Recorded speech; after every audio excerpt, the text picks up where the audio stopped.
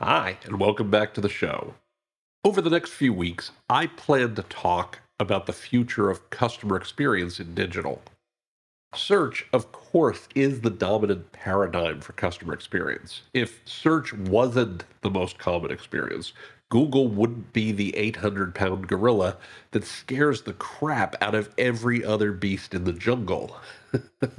But with the rise of artificial intelligence and soon agentic AI, Google's in a precarious position. My friend Mike Moran wrote me a thoughtful note about the risks that agentic AI in particular presents, and I think he's mostly right. I also think that it's a very complicated and more than a little uncertain situation. And it's tough to explain without first talking about what is and isn't likely to happen and why I think that. So today I'm going to talk about the adoption of agentic AI, its likely effects on customer behaviors, and what that might mean for your business. Full disclosure, this one might get a little long, so I hope you'll hang with us throughout. I'm Tim Peter. This is episode 466 of The Big Show. Let's dive in. What's the big deal about agentic AI? So, the basic idea, if you're not familiar, is that agentic AI can perform a wide array of tasks. It can adapt to a variety of situations, and it can make decisions on your behalf without requiring you to provide much, if anything, in the way of oversight. In short, it's an AI assistant that takes care of things that maybe you don't have the inclination, the knowledge, or most commonly, the time to do yourself. The two examples I see of agentic AI that people share all the time are having an agent plan a vacation for you or researching some particularly thorny business challenge. You simply set the agent to the task, and within a short period, usually a couple of minutes, it's taking care of everything for you. In the vacation example, for instance, it would provide you with your completed reservations and an itinerary. You just go where you needed to go. In the business research situation, it would give you a checklist and a guide for how to address the problem. And in some cases, it may have already completed some of the tasks itself, like emailing vendors or team members, that sort of thing. These tools already exist today. These are not science fiction. Some of them are pretty good and getting better.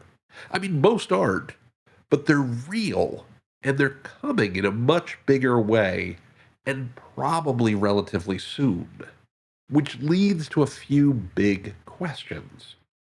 The first is, what's driving or limiting adoption of these tools? The second is, when will we see these reach large customer groups? When will customers ultimately start using them every day? The third is, which companies are best positioned to win? And the fourth, and most importantly, is, what will their use mean for your business and what do you do about it? I think anytime you talk about new technology, there are always three main pillars that either drive or limit, depending on your point of view, adoption. There may be others, but this tends to cover the bases. They are in the capabilities or utility of the tool, the distribution of the tool, that is, does it have access to markets, and its monetization, how is the tool paid for? I think that the answers to most of the other questions, the timing to reach mass adoption, the company's best position to win, and to a lesser degree, what they mean for your business, all follow from the adoption question. Put more simply, until these tools are used by a meaningful segment of your customers, a meaningful set of your customers, the rest of the questions really don't matter. I also want to be super upfront that I suspect that adoption, mass adoption, could occur literally any day now. Digital has long shown us that customer adoption follows what I always call Hemingway's bankrupt pattern. How do you go bankrupt? It happens slowly, then all at once. We're in the slowly moment right now. But all at once could happen at any time. People could wake up tomorrow, realize that these tools provide better capabilities or better utility, and just simply switch instantly. Now, to talk about these each in a little more detail, capabilities and utility is still not perfect for most of these. Now, one of the biggest things limiting the utility of these tools today is their access to data and their access to websites. We're seeing things where these tools have to work with the web as it is. And some people may not want that to happen. For instance, Amazon is restricting Google's Mariner, which is one of their agentic AI platforms, as well as others by using its robots.txt file, which, if you're not familiar, is a tool that many websites use to tell search engines what they can and can't do on the site. It's to be determined whether or not agentic AI will always follow those rules, but it certainly could be a problem for them. I strongly suspect they will almost certainly do some level of IP based filtering too, right? Blocking specific IP addresses to prevent these tools from working with their data, right? Because they want their tools to work with their data, not other people's. It doesn't look like companies like Walmart or Shopify are doing that yet. So that's we're going to see how that has to play out.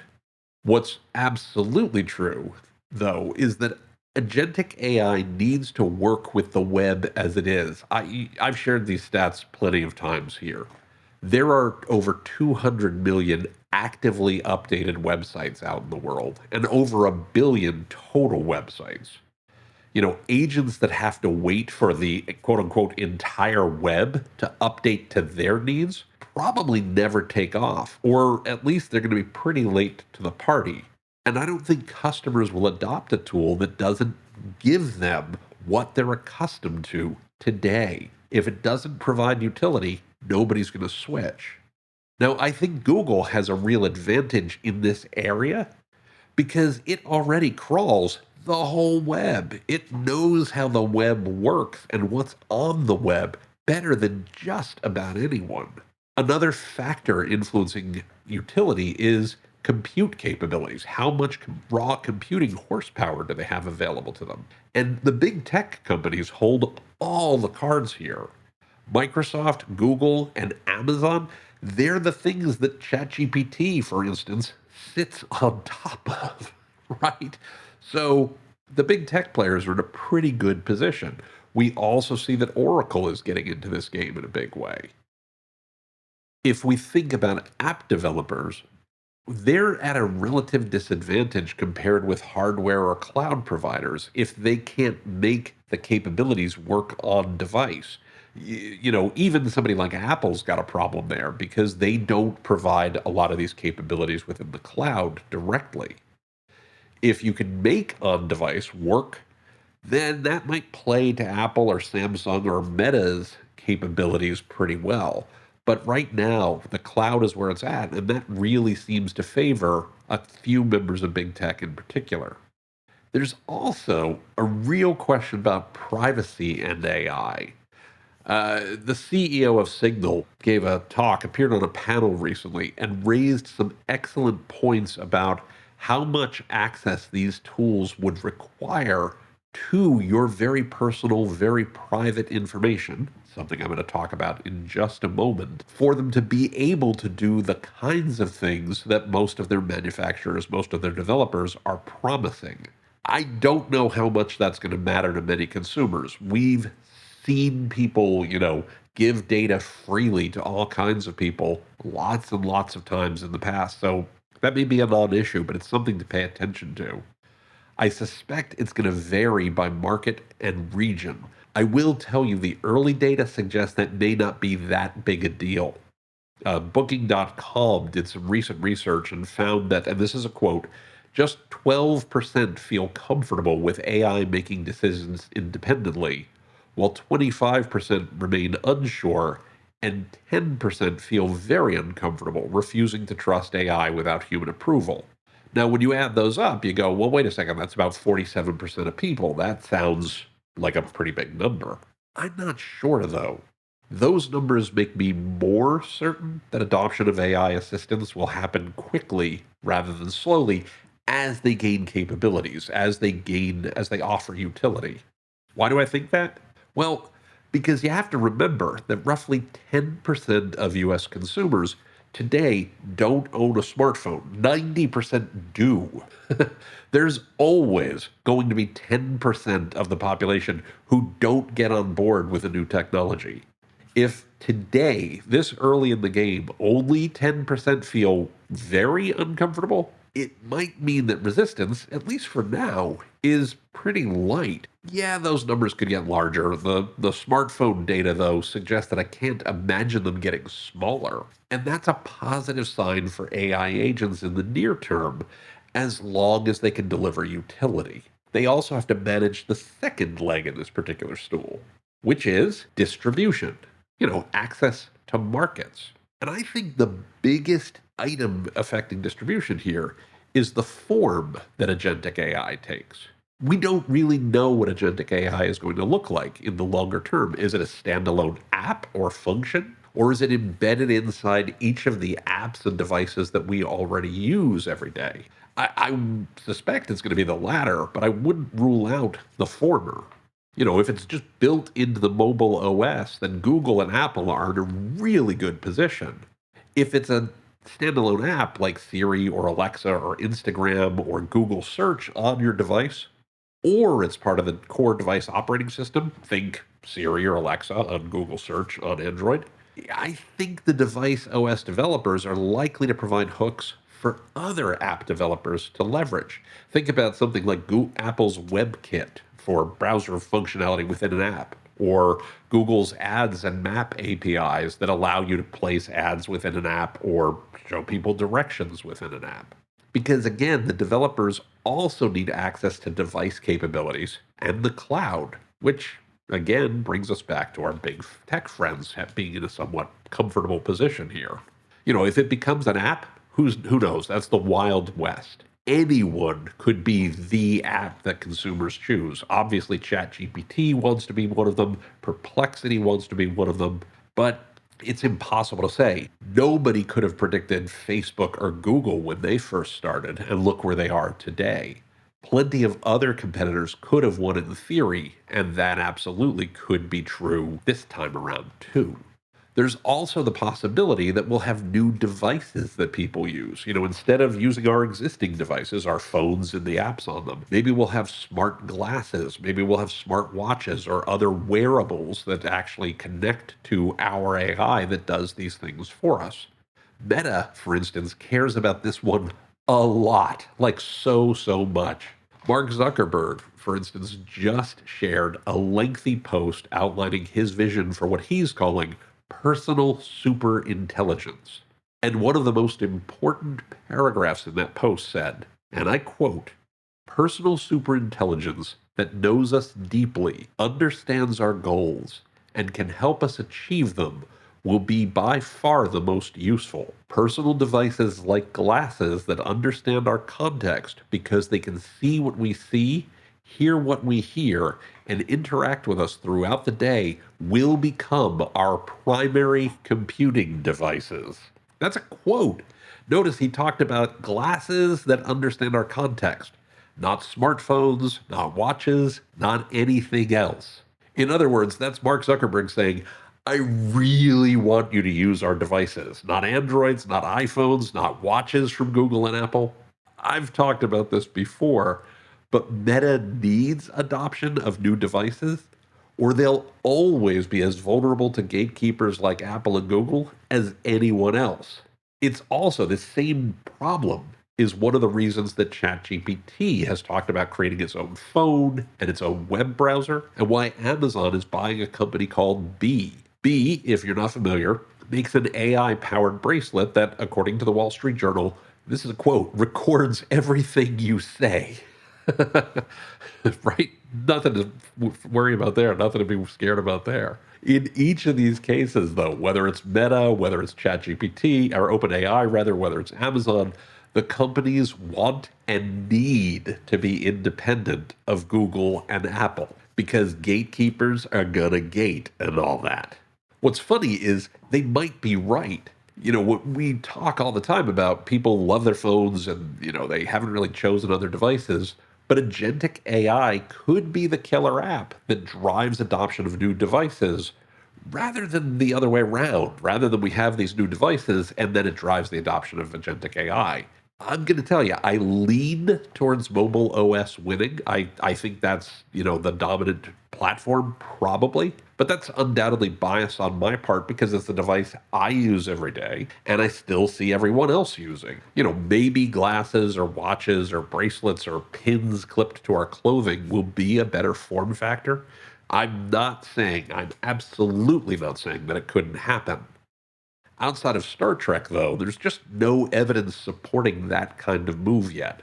Of course, it doesn't matter how these players bring agents to market if they can't solve for the third leg of the stool, which is monetization. Now, this is the toughest one to predict from my perspective. I have to assume that it's going to work in ways that we've seen in the past. Venture capital will be happy to fund these at a loss to gain market share, huge market share, under the assumption that money will follow.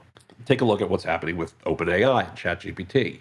It also means that monetization is a far later concern for all of these folks right now, which makes it tougher to predict. Nobody's trying to figure out how to monetize these perfectly yet. How much will consumers be willing or able to pay? Tough to tell. They don't pay for search, they don't pay for social generally. Will these tools work on affiliate programs and take a cut of every sale? Will they be entirely ad supported? It is so hard to know for sure, which means it's also tough to know who wins. I suspect ads will likely play a non trivial role, which means that the folks with the most ad experience, Google, Meta, Amazon, Microsoft, probably have some kind of head start there. Maybe. Obviously, some smart folks in a garage could come up with entirely new monetization schemes, but it's just really tough to tell. So, who's going to win this kind of world? Well, if you haven't figured it out by what I've said, I still think big tech as a whole, has a huge advantage. Google, Microsoft, Amazon, ChatGPT, and maybe Meta have the capabilities. Google, Microsoft, Amazon, and Apple have the distribution. Meta might get there if they can get more folks to buy their hardware. It's certainly what they're banking on. And ChatGPT is clearly trying to move in that direction. On the final part, on monetization, Google, Amazon, and Apple have that in place. Google through ads, Amazon through commerce, and Apple through its hardware and mobile OS.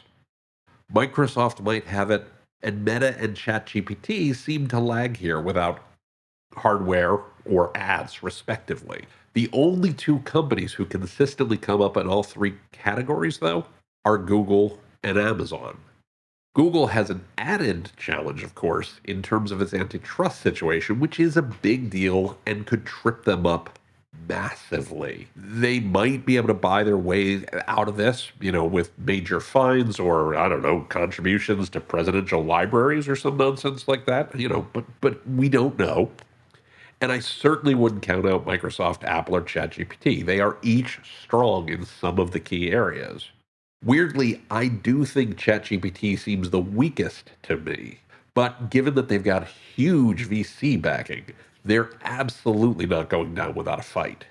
And of course, finally, I would never discount the two kids in a garage scenario. Some innovative geniuses who figure out how to reduce compute loads or move AI on device or drive a whole new monetization system.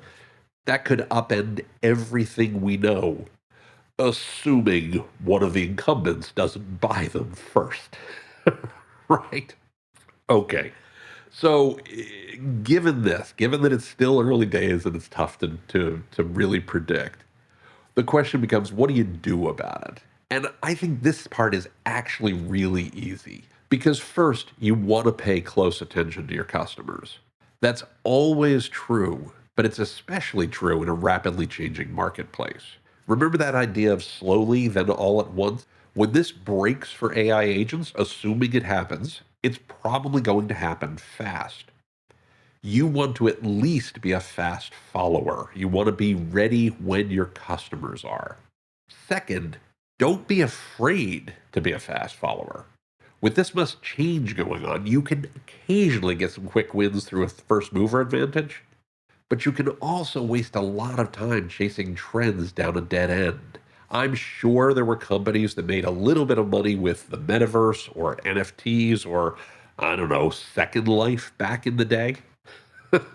I'm also pretty sure some of them would have rather spent that time focusing on other, bigger, more meaningful trends for their business. I lean towards saying that you're better served being a fast follower than getting way, way out in front of your customers on this one. Our core and explore methodology, which I've talked about before and I'll link to in the show notes, or that you can read more about in my book, Digital Reset, is a really useful model at times like these.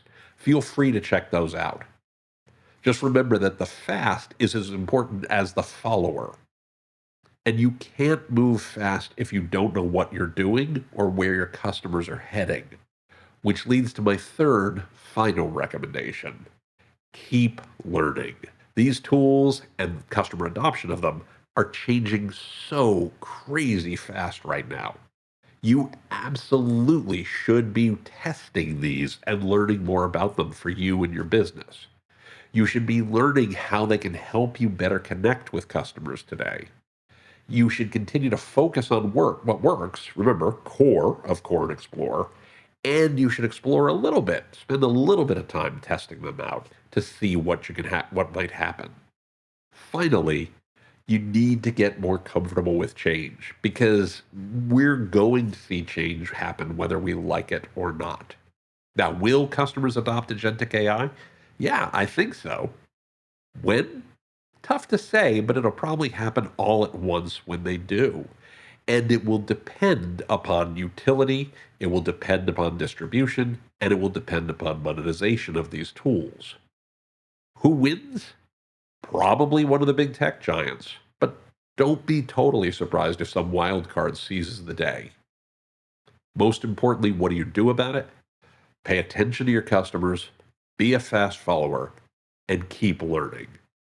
Because ultimately, as customers use these tools, it doesn't really matter which one they choose in the long run.